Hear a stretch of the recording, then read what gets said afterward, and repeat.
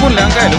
ఆవేశానికి bye bye చెప్పే, అనురాగానికి భాగం వచ్చే, మనలోని గుండెకు పొరుగోడి